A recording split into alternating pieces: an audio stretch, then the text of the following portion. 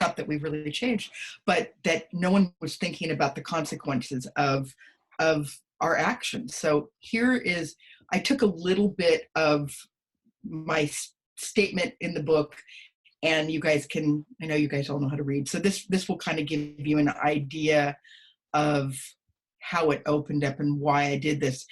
I think this one paragraph here, the bombarded with messages by society and the media priming us to look outside of ourselves to find happiness, telling us to consume, that more is better. We mindlessly buy into the calculated promotion of selling our cravings beyond our needs. As a result, we've evolved into a ravenous nation obsessed with idealized perfection, aching to consume to fill our emptiness, stuffing ourselves to bind our insecurities, and ultimately living beyond our means in search for meaning. But what is truly meaningful? And so this body of work, I probably was shooting 2000, started shooting this in the early 2000s, and I finished it in about 2007, I would say. So once I had it done in 2008, I got a book deal with a small publisher up in Seattle and had a wonderful designer put the book together. And literally, so the book was supposed to come out in the fall of 2008, which was the election. And shortly before, right before we were going to go to press, my publisher went under because the Great Recession hit, and they just didn't have enough backstock of books and money in their coffers to keep going. So I lost this book deal, but the book was done.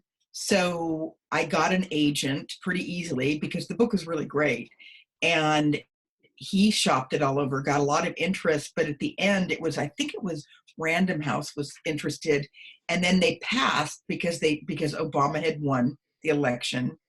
And they said, well, I mean, with Obama, being our president, no one's really hungry anymore.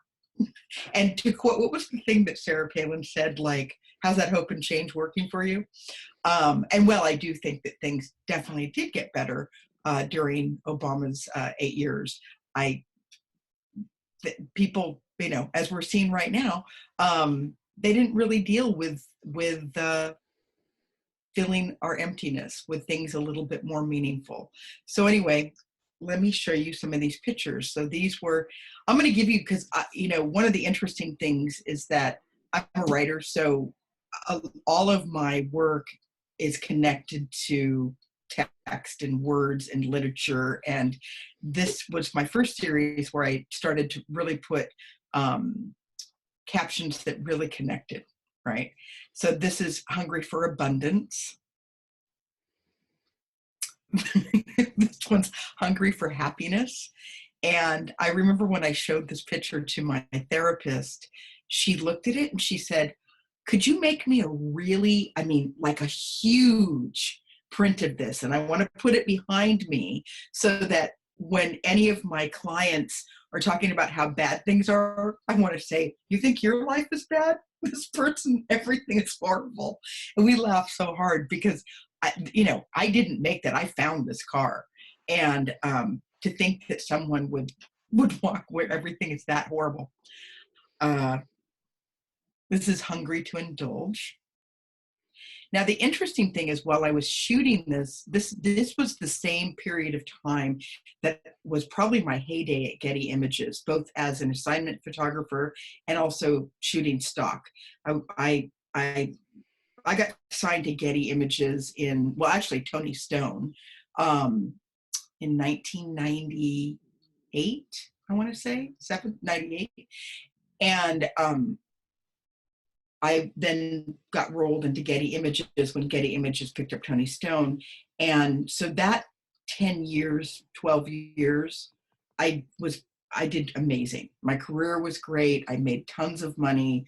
I was working all the time. So some of these images that I was shooting for Hungry ended up going into either Corbis or Getty. And I'm trying to think of, I think this one went into Getty. Anyway, but this is Hungry to Indulge. No, I lied. I'm sorry. This went into Corbis because I remember my art director was with me from Corbis. This is hungry to mate. And this one is hungry for experience.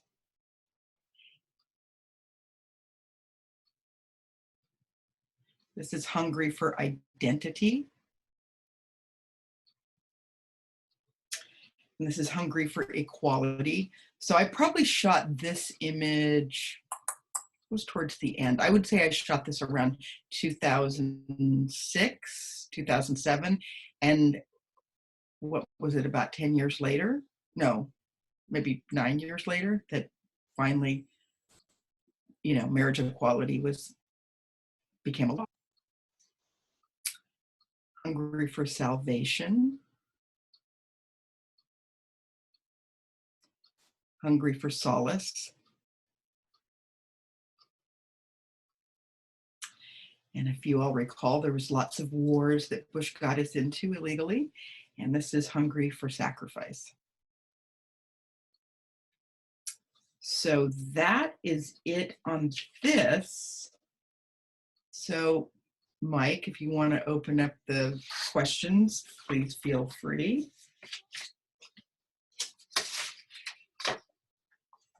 Yeah, people can unmute and ask any questions. What kind of camera did you shoot with? I shot this with my Nikon F100. This is film. And I would say that the film stock that I used was primarily Fuji. I wanted everything to be very sort of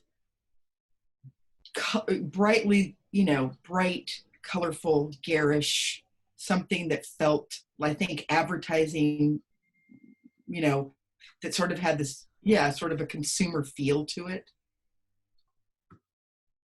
And you can see that the aspect ratio of a Nikon film camera is different than the aspect ratio of digital cameras.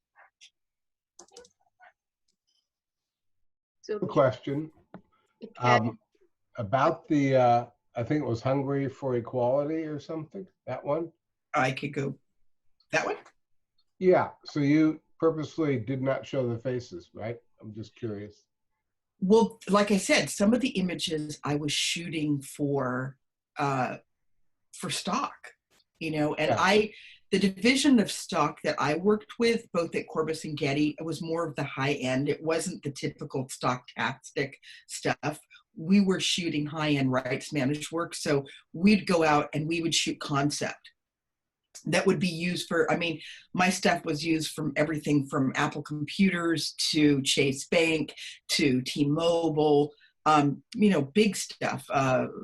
What's that called? Big resorts. I'm trying to think of the name of the Starwood Resorts, things like that. So this was a concept that I wanted to do it for Hungry because I, you know, while I'm a straight person, I have always been, you know, a total ally and advocate for gay rights.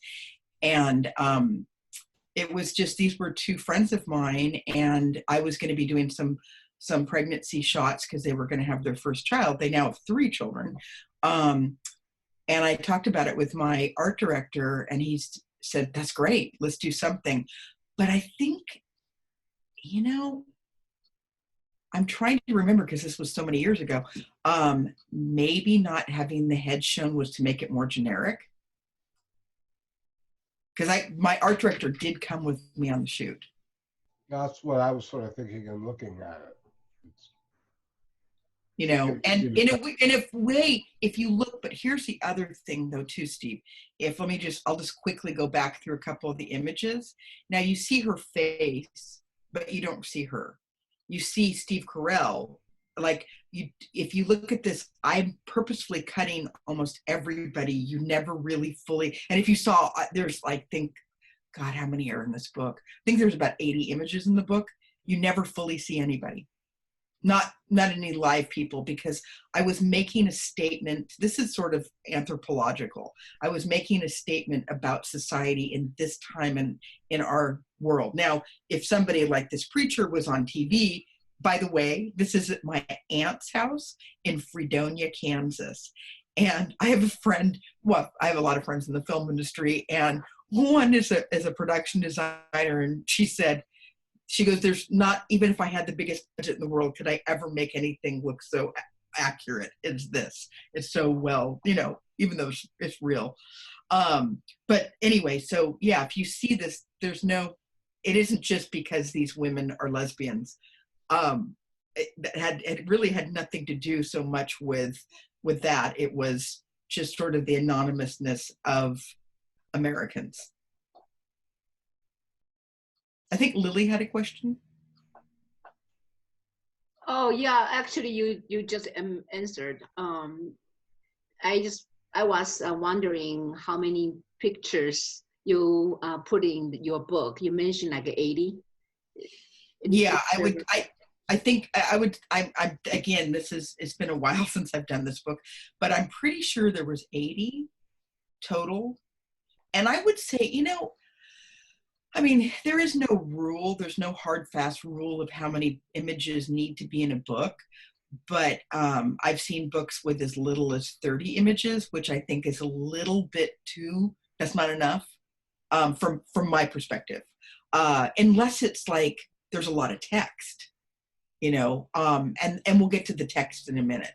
But I think typically a photo book could range from 40 to over 100 images, depending. It just depends on your subject matter. So, yeah. Thank you. I just curious. Yeah, it's a good, because I've had a lot of people ask that, and I know, I'm trying to think, in the publishing, when you do a book, I think everything is divided by 8 on the pages or something like that. So you've got to, and when I say that there's 80 images in the book, I'm talking cover, maybe, the end pages might have had a photo on it. There might be a caliphant in the end with a photo in the back. I'm talking about the whole. If I don't have the folder right now accessible of when I built this book, then I could give you the accurate numbers, but I'm just guessing. I think it was 80. I know with 10 Mile Radius, there were, I think, like 114 images total. They add up pretty fast, actually. And when I put this slideshow together, I said something to Mike, and he goes, "I'll just make 10 each." And I was like, "Well, that's just beginning to that's just the beginning of all the images." But I wanted to show you guys a couple of different things so you could see visual cohesiveness and that kind of thing. So very good. Thank you. We got another question on chat. Somebody asked, did you get model releases for your photographs? 100%. Especially because I was shooting for stock. And back in the day, I mean, I was in stock photography in the heyday. I mean, I would say the last decade of stock where it was worthwhile, even though my images are still represented by, well, I used to be with a lot of agencies, but every agent that I ended up being with, or agency, or even smaller boutique agencies, they all got swallowed up by Corbis or Getty. And then about 2 years ago, Getty swallowed up Corbis. So every single agent I've been with has ended up, they all road sleeve to Getty. So, but because the heyday, they were using a lot of images and what have you. And like I said, because I was shooting for the high end royalty, like the rights managed stock that they were selling for big amount. I mean, I've sold images for $30,000. And we used to actually get 50-50. Not anymore. Anyway, yeah, you have to have pretty strict model releases, and everything I do is model released. And it's protection for the photographer.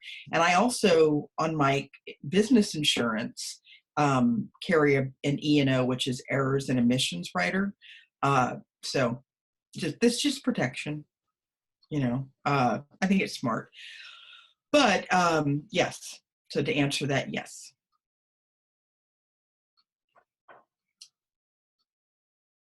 Okay, so you can see there's a lot of religion Religion and war. Okay, this was my follow-up to Hungry, is Omnivore.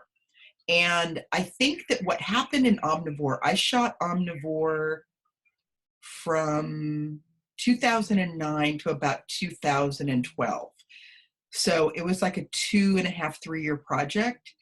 And it really was born out of absolute heartbreak. And it was because I'd worked so long and hard on Hungry. And while I was shooting Hungry, my mother was dying of cancer. And then after she died, my brother-in-law was dying of cancer, and then he died. And all these things, like there were so many losses in that period. And so then in the end, to have the Great Recession hit, and my career, within 1 year, I dropped 80% of my income, never to ever fully recover what I used to have. Then my book deal went south, and I couldn't get a book deal, even though I'd finished and worked so long on this book. So, and then Omnivore, I made Omnivore as sort of the other side of Hungry. So now Omnivore is about the recession. And it was a recession in my life too. This never got published. And I think a lot of people had a hard time with it because it's, as you'll see, you can read this, or I'll read it out too. This is just part of my statement. I carry my camera everywhere, always hungry to take in the remnants of languished materialism. I see distraction, limitations, and stagnation, public marks of lack, excess, waste, and disregard. Like an archaeologist, I gather perceptible evidence of our communal gratifications and aversions. I never filter what I photograph. I recognize that sometimes what initially meant nothing ends up meaning more than I could ever imagine. And I photographed Omnivore pretty much exclusively in Southern California and Las Vegas.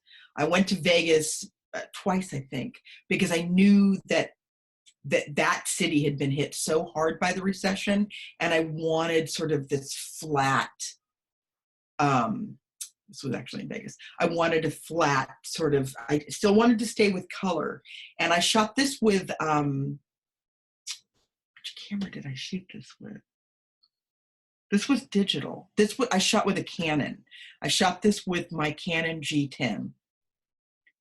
And I wanted something easy, compact, and what I liked about the G10 is that I love that camera, but it had this it sort of flattened the colors out on things, which I really loved, and it became part of the aesthetic of this body of work. So this work, like Hungry, has titles with it, and where am I at? Hang on 2 seconds. Okay, and this is Grave. This is Forecast. So all the words I'm using are these. This was language of the recession. Lemon.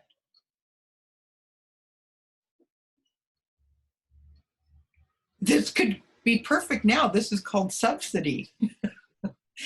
And this is Clipped. And on this one, this was kind of, I didn't even really realize it until even looking at this work again this weekend when I put it together, that this was sort of the beginnings of 10 Mile Radius in a way, where I really started going in, shooting much, much tighter and going in for more, which looks like almost nothing. But again, it really is everything. We could use this today. This picture is called Divided. And I loved the play on words like goodbye shop, and it could be goodbye, like BYE. Everything was horrible. This is Out.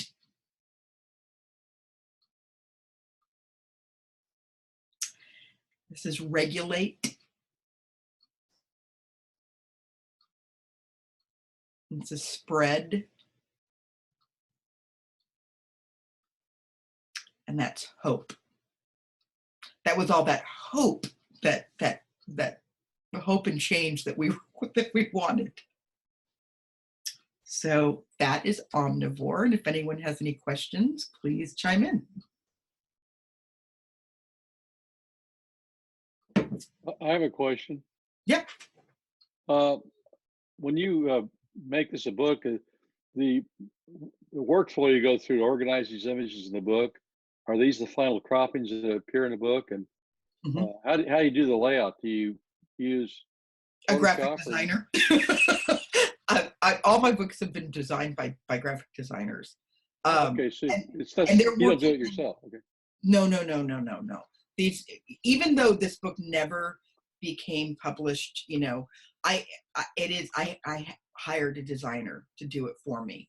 And, you know, it's interesting because this work got put into a show a few years ago downtown, and the curator came in to look at a bunch of my work, and I sort of reluctantly pulled this out because I never got any sort of kudos for this work. It was just yet furthermore disappointment in my life. And I laid out this work, and the curator was going through everything. And when she came and she looked at, and again, in Omnivore, there's probably, oh my God, I'm going to guess. On this one, there wasn't as many as Hungry, but I would say there was at least 65, 70 images. And she was like, this work is brilliant. This is amazing. And so this work actually ended up being in this show and it finally got some people going, wow, what amazing work. And I think it took a period of time after the recession had passed for people to be able to look at it. But anyway, that was my long-winded way of saying that when the book is designed, and at some point I might offer it like as a print-on-demand book for people that might be interested in it. So, you know, but I would say, what did my designers, I think they're working in, God, I don't know. I'm not a graphic designer. They work in another program. That's okay. I was just a little curious. Yeah, but I mean, so that book was, most of the books I've done, I've purposely have made them almost square. Usually like they're, I think 10-mile radius. Hungry was a little bigger. I think Hungry was 11.5 by 12. And I think 10-mile radius was 9 3/4 by 10 1/4, maybe.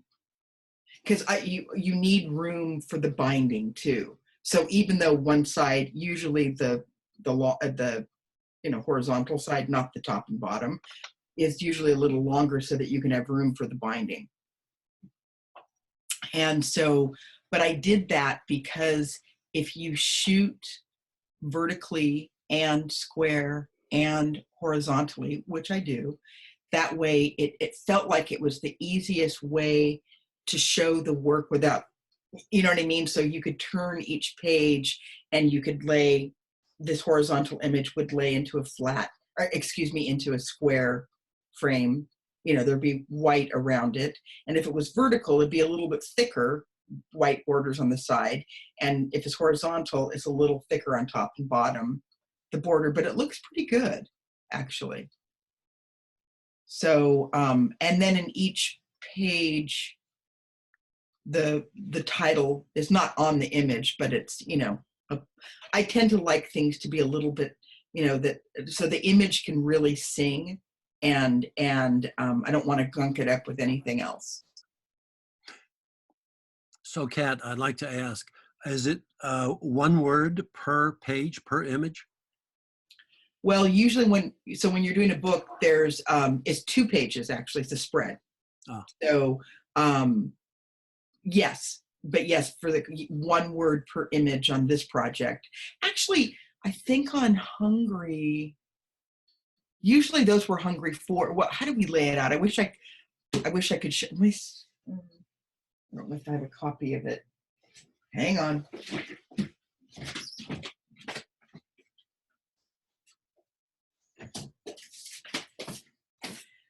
This is my only, so this is the book.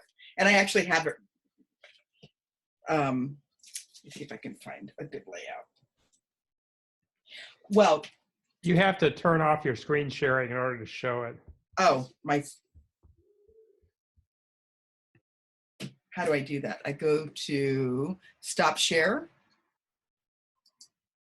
Okay, can you see me now? Yep. Okay, so here's the spread. I don't know, can you guys see this? Yes. Okay, so this is Hungry for Perfection. And this one actually has a quote that says, perfectionism is self-abuse of the highest order. So you can see how that was laid out. So that way that was a vertical, and let me see, I'll find a horizontal.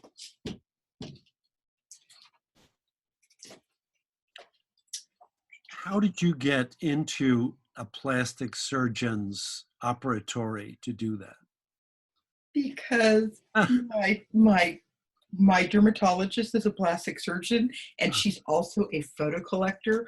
I remember the first time I went to her, she had a Helen Levitt in her office, and I'm like, you have a Helen Levitt? And she goes, you know who Helen Levitt is? I go, of course I do. I'm a photographer. And we became, she still is I love her. And so when I wanted to do that shoot, I said, well, can I do a shoot here? And they let me. So, yeah, so that's how I got in. So that's the lesson is find a doctor that's a photo collector. And then you can do anything. Let's see, I'm trying to find. Now this book has more text in it than the other one. So here's the Hungry for Solace. Can you guys see? Yes. Okay. And then there's a little bit of a quote here.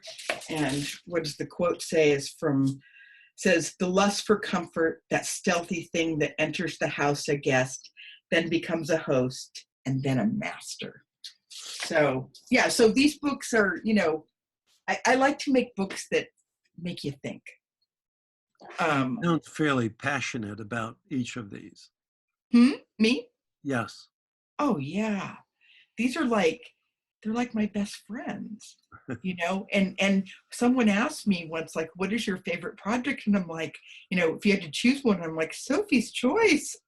I love them all. They're like my children, because when you do a long-term body of work, it can take, well, like I said, when I did Hungry, that took 7 years. Well, because I didn't know that it was a book for a while. As I'm shooting, then it sort of became a book, and it was a way to get through my mother's death and a lot of things. So that took longer. Omnivore, like I said, I did in about 2.5 years. And then 10 Mile Radius, which I'm coming to next. Boom, wait a minute. Come back. There we go. 10 Mile Radius. This is actually interesting. So 10 Mile Radius, I was diagnosed, 7 years ago in May. And the treatment was over a year. So I finished treatment in May of 2014. And I was already starting to shoot pictures and maybe just beginning to get an inkling that this might be a book. And then the next 1.5 years, I had another surgery. I had to remove my port. There was like a lot of, when you finish cancer, well, especially I had a really virulent cancer that has a lot of treatment, chemotherapy, radiation. You have to use a port. There's just lots and lots of things. So even though I could say, in May of 2014, I was done with treatment, you're not done with cancer. I mean, it's going on for a while. And so I continued to shoot. So the point is, this book, I had a book deal by 2016. And the book it really was that year of 2016. The end of 2015, I got the book deal, and the book came out. no, wait a minute, let me think about that. 2016, and the book came out in 2017. So I was done shooting the book, that's right, in 2016, and then the book came out the following year, because, you know, there's lead time and all that stuff. So I remember when I was sick, and I felt like, oh, I'm losing my life. My friend goes, Kat, you went through one of the hardest cancers on earth. You kept a roof over your head. I was working part-time as a photographer. You kept a roof over your head. You went through cancer, and you wrote and photographed and laid out a book in like 3.5, 4 years. That's kind of amazing, which it really is. I can say that now in hindsight. I didn't feel that way at the time, but now in hindsight, it is. So here is, well, this explains it perfectly. I didn't set out to make an art project about my experience with cancer, but over time realized it was a conceptual way to show my quest for well-being and willingness to uncover aspects of the world that are normally overlooked. By being present with deep truth, I was opening myself up to my own healing. This process created an opportunity to witness my life and share it with others, resulting in authentic bonds and connections to many things beyond myself, which is so true. It was making this book, I swear to God, and actually my oncologist would agree with this, it was life-saving. It was, you know, when you get diagnosed with cancer and people, you know, a lot of people will say, you got to be positive. And I'm like, there's really not much to be positive about, thanks. And that's kind of unfair to say to somebody when literally their life is on the line. And not only that, you know, the type of cancer I had was such an intense cancer, and the treatments were so brutal. Over a year of chemo and radiation is a lot. And so it's kind of hard to be positive, but the photography and delving deeper into the beauty of my condensed world was so amazing. It was, as I say in the book, it was a gratitude practice in motion. So this is so funny. This picture is the only picture I shot in the hospital. So this is at Cedars-Sinai, my hospital. And this is, it was the day I got my port put in. And this is called Portal, the image, which it is a portal. And there's a story that goes along with it. And this is from the North Tower on the bridge that goes across to the Advanced Health Science Pavilion, which it's the big heart center. I think Barbara Streisand actually funded that, or in part. Anyway, but it was so, I remember I was waiting up there, and my friend had gone down to get my antibiotics, and I was waiting for her, and I was just standing at this door, and I just saw this, and it just felt like, oh my God, I'm entering into something now. Like my life will never be the same. And this was the shot that really started it. And this is the opening of the book. This is called Ripped Open, which I was, not just physically, but emotionally. But I think that in this, again, going in really deeply on the details of the beauty that I would find in the everyday. And I remember walking past this and just, and like the things would just jump out at me. Whereas it was like they were begging me to photograph it. This is Vacancy. This is this old motel in my neighborhood. I've walked past a million times, but to me, it's like a painting. This picture is called, I'm laughing right now. Hold on 2 seconds. This picture is called This Is the End. And it was funny because the dad, this was in Echo Park, and the dad was just, she kept going, push, push, and then he'd push, and then he'd stop, and then he'd push, and he'd stop. And so I got her on the stop. And I remember when I was coming up with some of the titles, and I was like, this is it, it's the end. Am I going to get over this? I don't know. Because this was actually in the beginning, but really what it was the end of my life as I knew it. And this is called Breathe. And boy, did I breathe a lot. I mean, there were so many times I had to remind myself, one breath at a time. And this is called Drought. And so there is like a lot of, in the book, a lot of metaphorical images of a life in drought, you know? And so I must have taken that, I think in 2014, and we were kind of in a drought. But, you know, who in Southern California hasn't seen a sprinkler and jacaranda, you know, shriveled up jacaranda flowers and that crack, you know? And to me, everything about this is just so beautiful. Oh, I was getting towards the end. I remember I was walking home from radiation. And so this picture is, this is my homage to Hafiz. Sometimes the sun pretends to be a ball resting in the grass. And so there really was so many beautiful things to find. And this picture is called Gratitude Tag, which I love because it's in the book, and I'm breaking the fourth wall where I'm saying, thank you for reading this. Oh, let me go back. And if you notice, the LA darkroom too, homage to photography. And this is showered with love. And I really was showered with love. And this book, this is called Open Door Policy, which is the end of the book, or the end of the section of photos. And it's sort of how I felt like it really opened my heart. So that's that, if anybody has any questions. You shot all this on a cell phone, is that true? I did.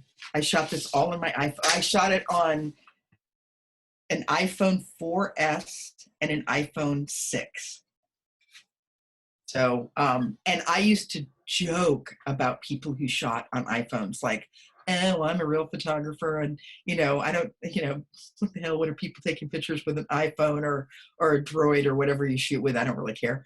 But I just thought it wasn't real photography. And I'm the sort of person that even now, like, if you go to any sort of like a portfolio review or whatever, because a lot of the things I do are fine art, and there still is this snobbery. Well, it's kind of changed now, but up until I'd say even 5 years ago, it'd be like, oh, you didn't shoot this in film? Like somehow or another film was more legitimate than digital. And after doing this project and what I've done, and I've had so many people go, I can't believe you did that on an iPhone. I know how to work. I know how to process stuff, you know, and I learned how to do it on a phone because I, you know, I had nothing better to do. But anyway, it really changed my mind about that. Like I am fully, I think it's, what is that guy's name? Not Seth Rogen. He's a photographer. I can't think of his name. Anyway, he coined the term, the best camera is the one you got with you. And I totally agree with that. I don't, you know, if your project, you know, should be shot with a 4x5 camera and it takes you an hour to set it up and you've only got 3 sheets of film and that's what you do, totally valid, amazing. I love it. If it's shot with an iPhone, it is not any less valuable. It's really, for me, it's the image you capture, you know, though I think that any camera you use, the aesthetic of the camera of, you know, obviously a 4x5, if you were shooting film, you'd probably get really creamy. As my friend, who I've known for a million years, and we both used to print together. We were like master printers back in the day. It's one of the ways I made money. And we would call that kind of like 4x5 negatives, the skin tones were so beautiful, we would call them lickable. We're like, oh my God, look at this, it's just lickable, because it was like silk. But, you know, you can use that in your aesthetic. So Ken, I have a question about the lady in the photograph with the umbrella. Yep. Just before this one, yeah. So is this Lightroom or Photoshop? How did you?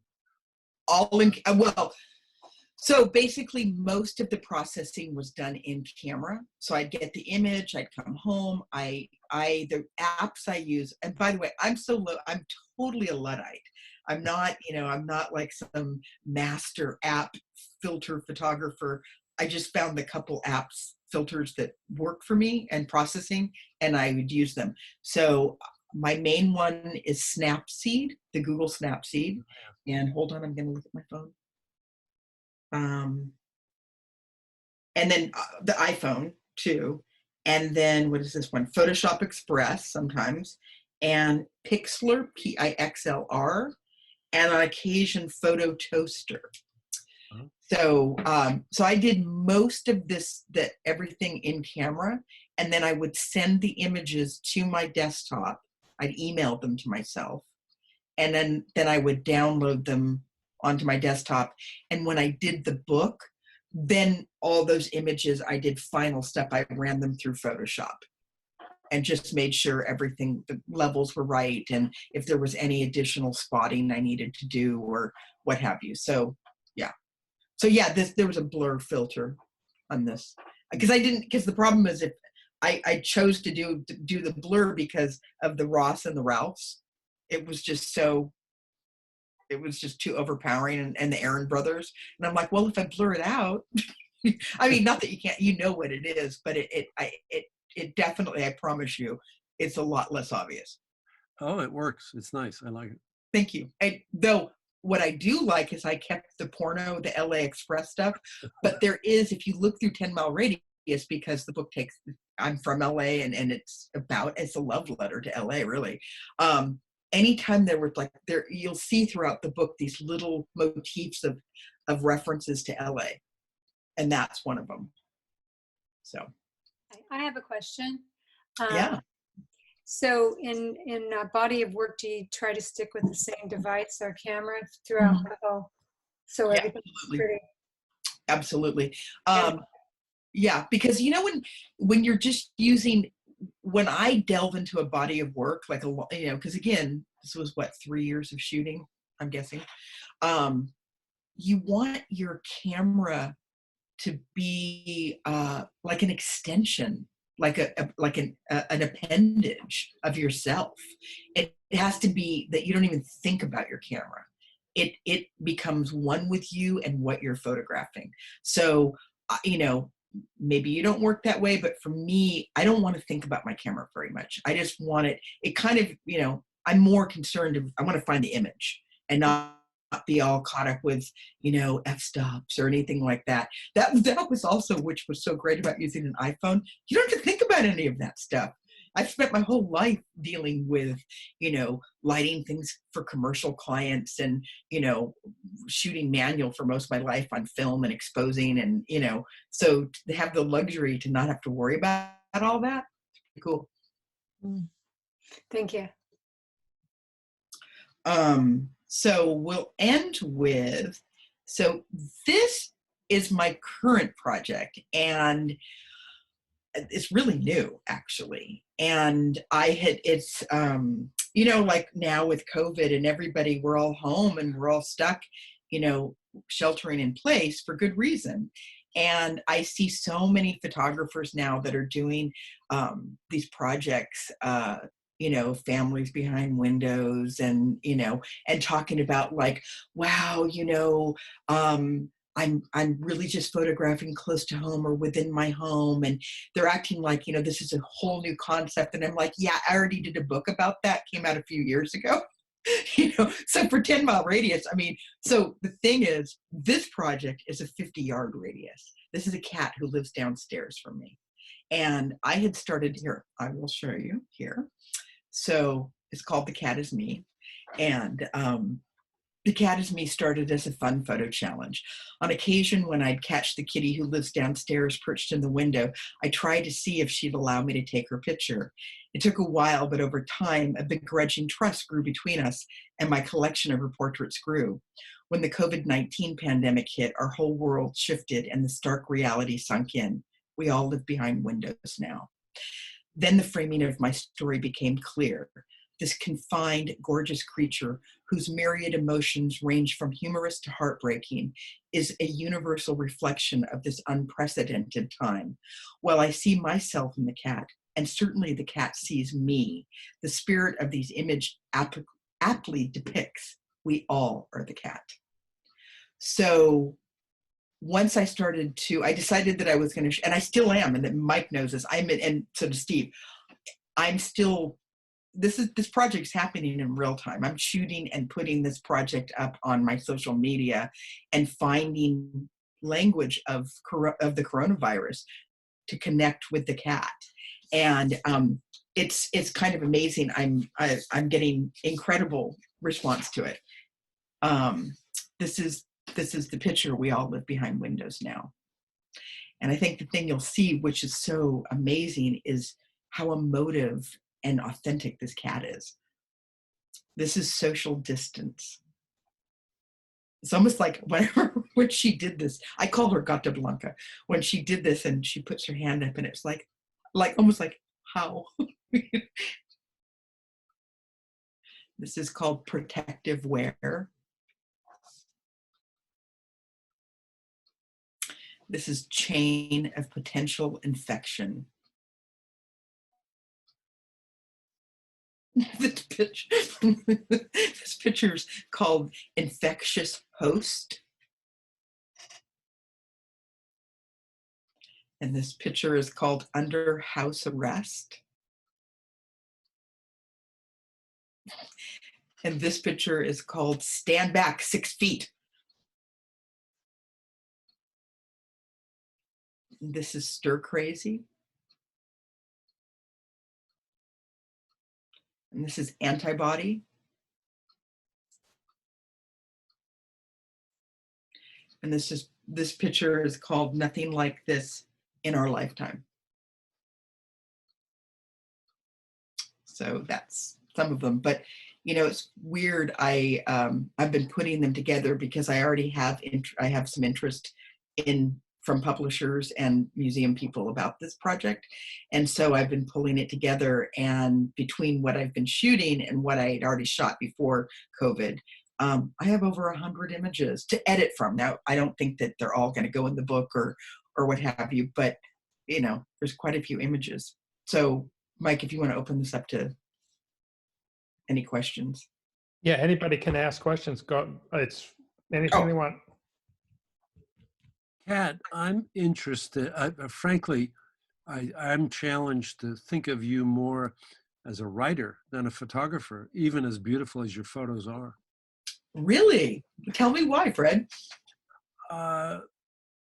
Your introduction so encompasses the subject matter, and anyone who's ever tried to write anything knows how hard it is not to be verbose and not to be too short in what you're saying, and yet encompass the whole thing. I think you do a beautiful job in your description. Oh, thank you so much. That means a lot to me because I didn't study to be a writer, and I've been since I was a little girl. I started reading when I was like 3-4 years old, and I just couldn't get enough of books. And I love books and I love words. And if, like I said in the beginning, all my bodies of work they're literary and they're based in words. And so I care a lot about words, but I've spent far more time, developing myself as a photographer. But it's interesting that you say that, and this is why I'm asking, because it's still not that, I mean, I've written most of my life, but I've written a lot more seriously in the last 10 years than I ever have in my life. And I've had quite a few people say just what you said in their own way, which I take as a great compliment, because one of my dear friends is Janet Fitch, who wrote White Oleander and a bunch of books. I mean, she's arguably one of the best writers alive today, and that's not even an exaggeration. I mean, her words are, she's Picasso. I mean, she's amazing. And I remember talking to her about writing, and like, you make it sound so easy, and she goes, writing is really fucking hard. And it is. Writing is hard. And though I do know writers that words just flow out of them a lot easier than me, writing's a little harder for me to get my butt in the chair and to stick with it. And I have to time myself sometimes, and like, you can't get out of your chair until the timer's up, because it's really hard. You want to walk away from it, and because maybe you're having a block or whatever. Whereas photography for me, it's like breathing. It is so easy. And I don't know that every photographer would say that. And maybe, like I said, there's writers who are like, oh yeah, words come easy for me. Not that I really know that many of them that would say that, but I do think, but I can appreciate that photography can be hard too. I don't want to discount that it's not, doesn't have its challenges. It does, but it is a lot easier for me. What camera are you using for this latest project? Well, I upgraded to an iPhone XS. This is my iPhone again, and it's interesting. I'm too deep into it. I mean, there's a part of me that goes, God, if I'd shot with my Nikon, would these pictures be better? But I don't think they would be, because every one of these images is shot behind a window.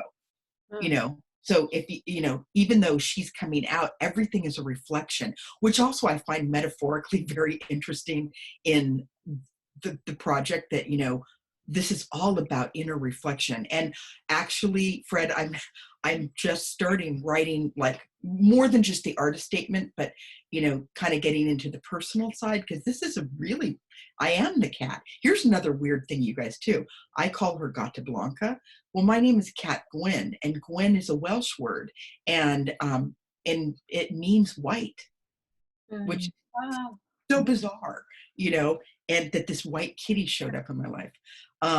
But anyway, I think that because there's the glasses there, then there's this, the ripped screen is there. There's schmutz on the window. Some days it's worse than others. Sometimes it's not. I do think that it actually, using the iPhone, works fine. And I can honestly say, I'm sure you guys have iPhones too.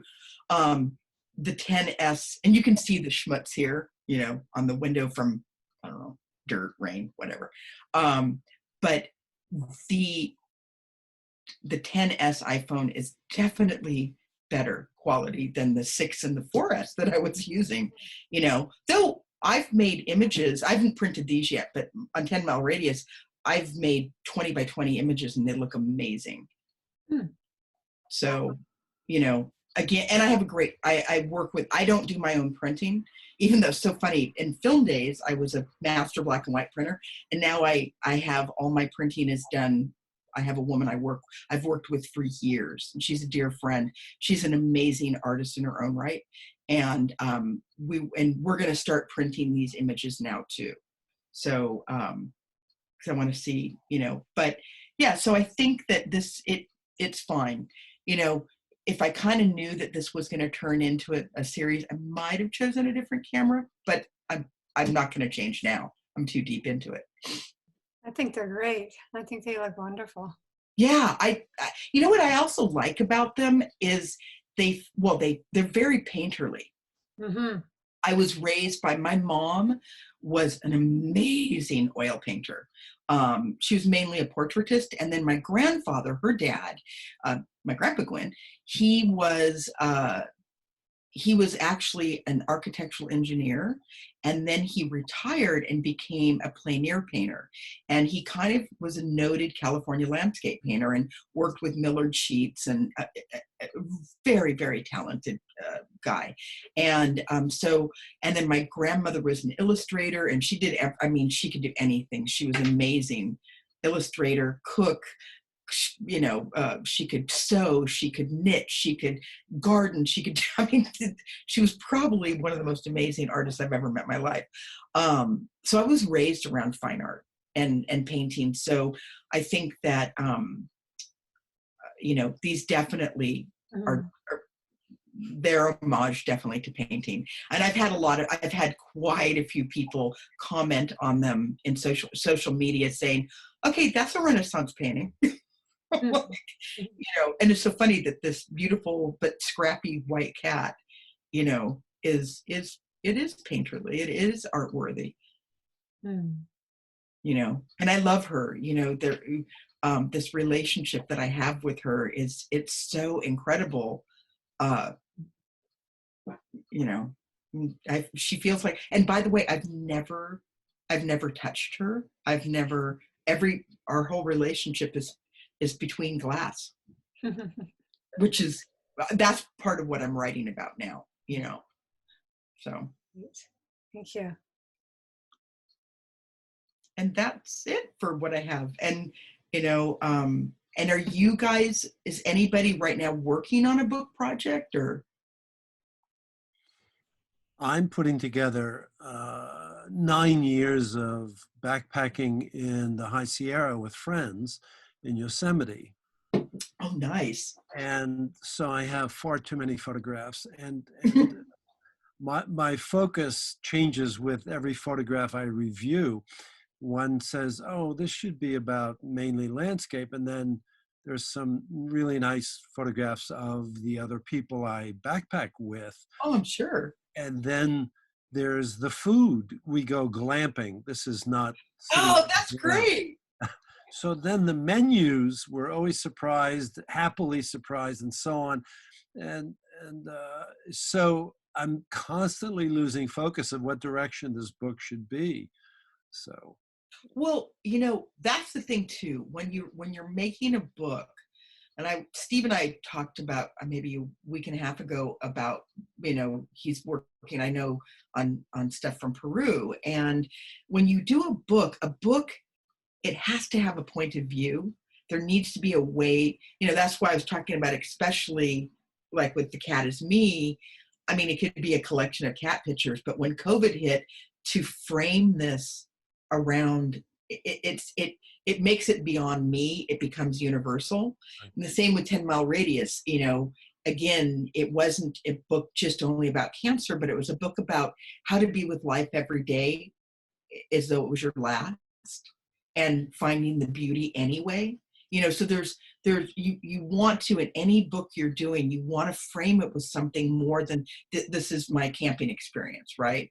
Because then that just really becomes, either it's an editorial piece that you're doing for Outside Magazine, and which would be completely valid and wonderful, or, you know, it's just sort of a catalog of your experience.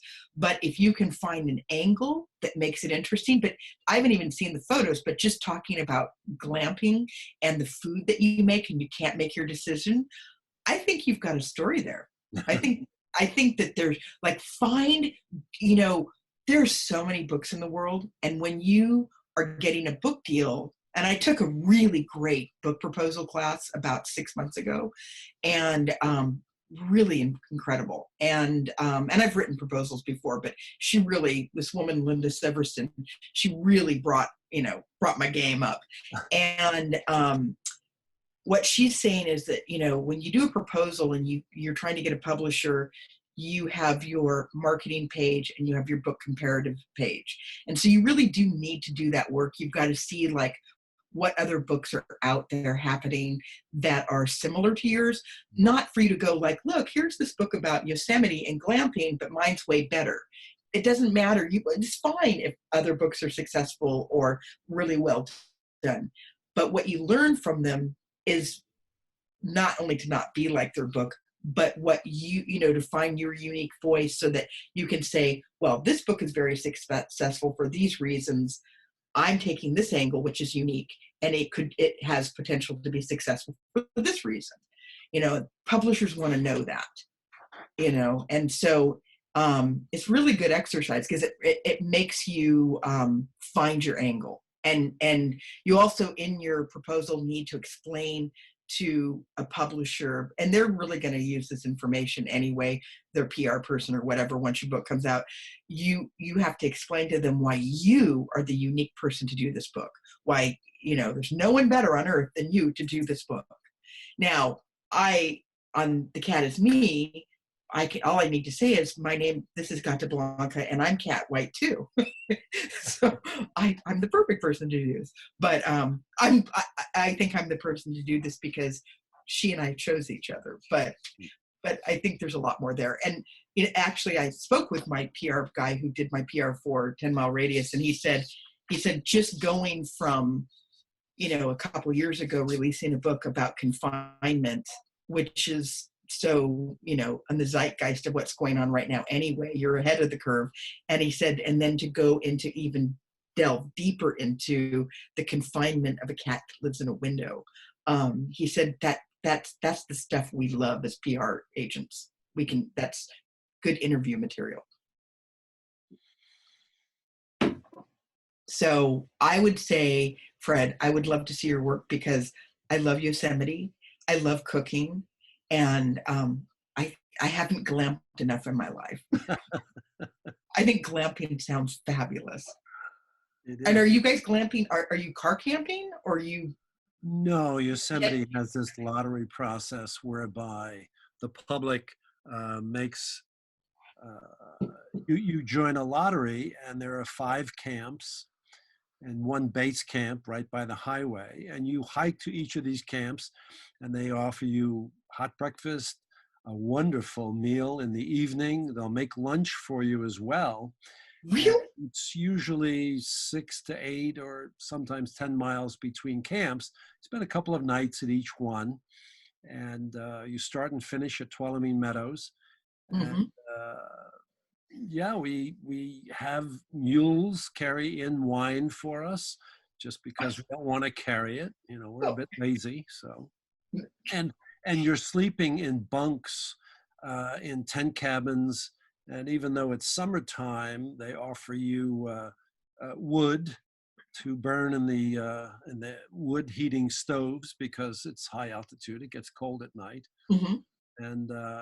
And it's it's barracks type meals. Everyone sits at picnic tables in these big tents, mess halls almost.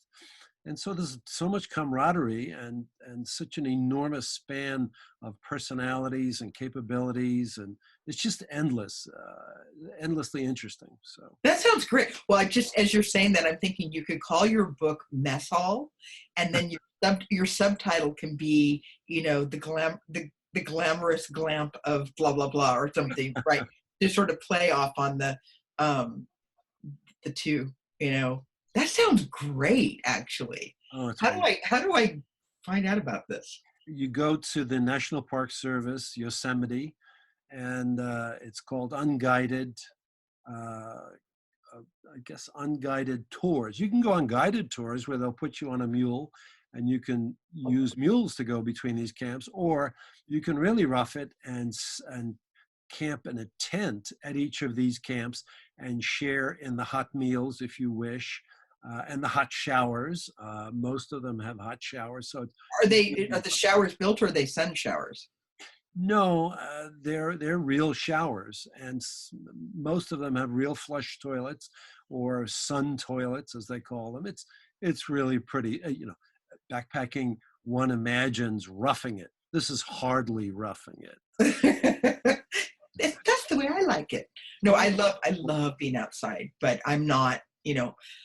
My ex-husband was an Eagle Scout, and his idea of fun is to give me a packet of matches and a little bit of freeze-dried food, and I'll go live out in and I was like, I don't like that.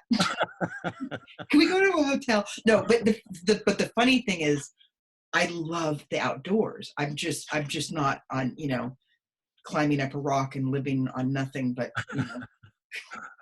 Well, you sound a little bit like my wife, who considers backpacking staying in a motel where the door opens to the outside. Yeah, I'm probably somewhere in between that, but yeah, it sounds. But Yosemite's so beautiful. Yes. That's great. Well, I'd love to see some of your images. That sounds.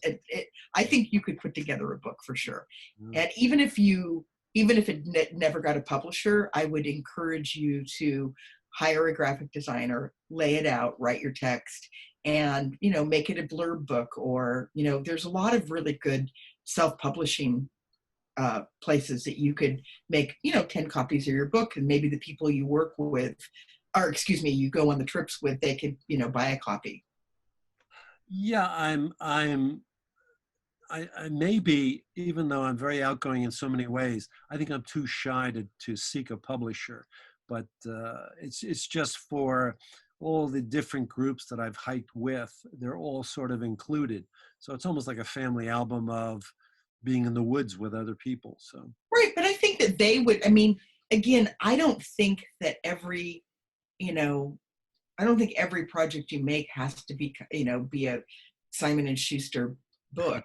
It just depends on what your, you know, your aspirations are. But, you know, and I will acknowledge, I am glad I am a writer, because that's the other thing. Photo books aren't just photos. I mean, they're not. You have to have text.